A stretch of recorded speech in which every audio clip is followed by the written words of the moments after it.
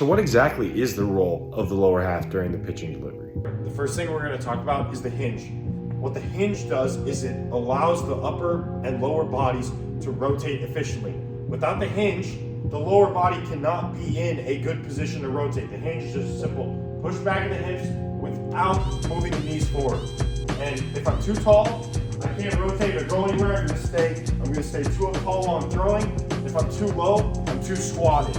Okay, and the knees come forward and I'm not in a good position either. The second aspect of the hinge is it allows my hips to match the plane of the mound. And so when I hinge, my hips will go down with the mound and I'll be able to rotate on the same plane of motion as the mound.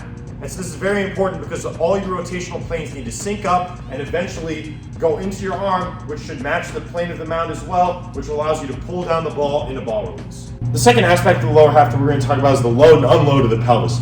Essentially, loading and unloading occurs around a fixed femur. So the femur doesn't move. It's like a golf swing. If you've ever golfed before, your first move is to come back and coil this pelvis around this femur, okay? And so the coil occurs, I'm going to feel immediate tension down my leg. This is just another example of the spine and the pelvis loading the lower body. Immediate tension down the leg. That's how I know it's loaded. So when I'm picking up my leg and I'm drifting, the coil is occurring.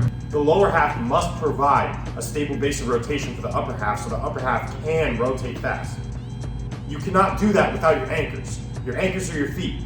If one anchor leaves the ground before the other anchor, you're going to be unstable. And a lot of guys, they turn this back foot over too quickly and it sits in the air before their pelvis and front leg are anchored correctly. The same thing happens at foot plant, okay? So the pelvis is now decelerating into foot plant so the other segments can accelerate, and I'm having to rotate this foot and leg is fixed. And that's a sign of a good lead leg block. It's fixed. It's not moving. Everything's rotating around this femur.